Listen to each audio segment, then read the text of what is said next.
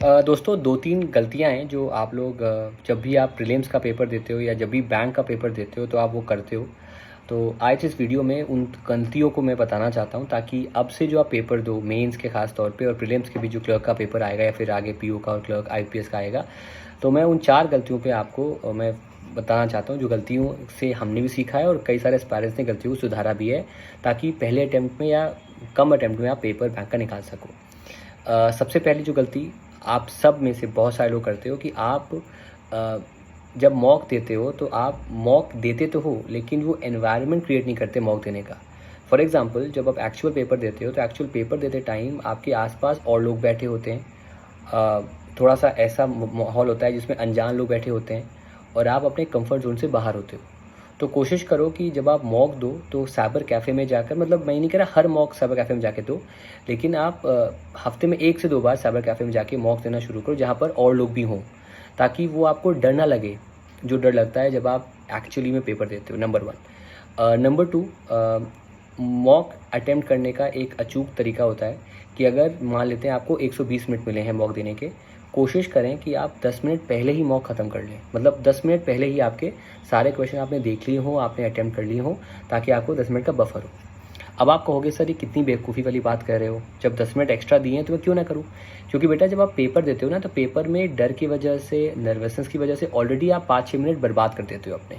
ठीक है, तो सेकंड ये है कि कोशिश करो कि जो टाइम में लिमिट दी गई है पेपर की उसके पहले पेपर ख़त्म करो। अभी आपको अजीब लग रहा है लेकिन जब आप करना शुरू कर दोगे तो मेंस में आपको या प्रीलिम्स में आपको हेल्प करेगा। तीसरी बहुत इंपॉर्टेंट बात जो कि बहुत लोग गलतियां कर रहे हैं, मतलब ये बहुत बड़ा एरर है, बहुत बड़ा फेटल एरर जो गलतियां कर रहे हैं, वो अपने आप को एक टॉपिक पे, एक सब्जेक्ट पे ओवर रिलायंस कर रहे हैं कि मेरी मैथ्स अच्छी है तो मैं मैथ्स से अटेम्प्ट करूँगा दबा के। नहीं, bank paper is for allrounders, जिनको सब चीज़ों के बारे में जानकारी है, जिनको सबके बारे में अच्छा अच्छा पता है। अगर मैं प्रीलिम्स की बात करूं तो प्रीलिम्स में जैसे कि पीओ में तो चलो 2 होते हैं, आरआरबी पीओ आरबी क्लर्क में, लेकिन अगर इन जनरल 3 होते हैं तो आपको सब में कट ऑफ निकालना है और दूसरा किन्हीं 2 में आपको अच्छा स्कोर करना है। तो ऑब्वियस सी बात है आपका पेपर अच्छा जाएगा। पीओ की बात करें, आरबी पीओ का जिनका पेपर है या जिनका क्लर्क आएगा जिसमें मैथ्स और क्वांट्स आता है, मैथ्स और रीजनिंग आता है, वहाँ पर आपको अगर आपका मान लो मैथ्स वीक गया और मैथ्स में आपके अटैम्प्ट है 18, लेकिन 18 अटैम्प्ट आपके ऐसे होने चाहिए जो 100% या 95% होने चाहिए, और क्वांट अगर आप रीजनिंग अच्छा गया तो वहाँ अटैम्प्ट आपके ज़्यादा हो सकते हैं। तो उससे आपका ओवरऑल जो एक नंबर होंगे कट ऑफ से ज़्यादा होगा और आप फिर मेंस लिख पाएंगे। ये रही तीसरी गलती। चौथी गलती जो कई लोग करते हैं कि वो वेट करते हैं रिजल्ट के आने का फिर मेंस की तैयारी करने का। जैसे कि बहुत सारे अभी मैंने केसेस देखे हैं जहाँ पर 55-56 कट ऑफ गया है बच्चों का, मतलब 55 अटैम्प्ट्स गए हैं, 90% एक्यूरेसी है। किसी ने कह दिया कि 60 मार्क्स से कम लाओगे, नहीं होगा, सब मिथ्या है। क्योंकि अगर आप कभी भी आपको कंपेयर करना है कट ऑफ कितना जाएगा तो पिछले बार से कंपेयर करो। ये हमारा जो बैंक पेपर है ना, ये नीट का एग्ज़ाम नहीं है कि अगर कट ऑफ 620 पे मिल गया था गवर्नमेंट कॉलेज, अब आपको 700 पे नहीं मिल रहा है, ऐसा नहीं होगा सर। अगर 46 कट ऑफ गया था तो 48, 49, 50 जाएगा, लेकिन बहुत वेरिएंस नहीं आएगा 10 नंबर का। तो अगर आपका अटैम्प्ट 55-56 है तो it's a good attempt in all cases. ठीक है। नंबर 2, अगर मान लो अटैम्प्ट आपका मार्जिन पे भी है, 46-47 भी है, अल्टीमेटली आपको मेंस देना पड़ेगा। अगर मान लेते हैं आपका पीओ आरआरबी का नहीं निकलता है, क्लर्क का निकल गया, फिर तैयारी शुरू करोगे तो आएगा तो यही सब ना, जुलाई का, अगस्त का, सितंबर का पेपर फिर से शुरू करना पड़ेगा करंट अफेयर्स आपको।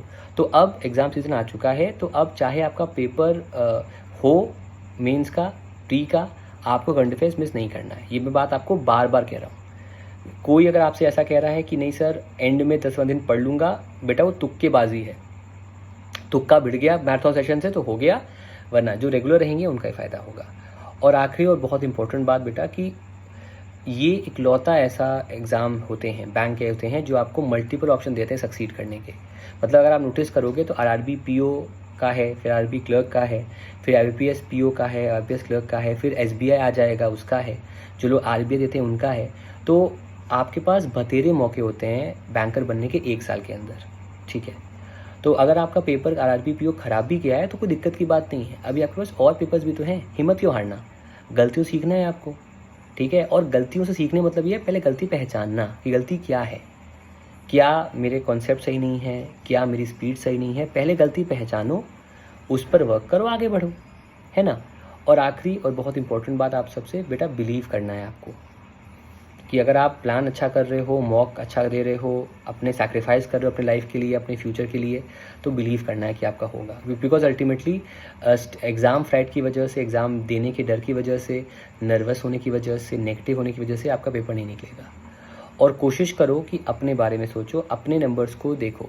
हमारे एप्लीकेशन पे या जहाँ भी आप मॉक देते हो वहाँ पर आपको एक ट्रेंड दिखता है ना, ट्रेंड क्या है आपके मॉक का, कितना अटेम्प्ट आपने किया है, उसको अपना दोस्त बना लो और उस हिसाब से भी तैयारी करो।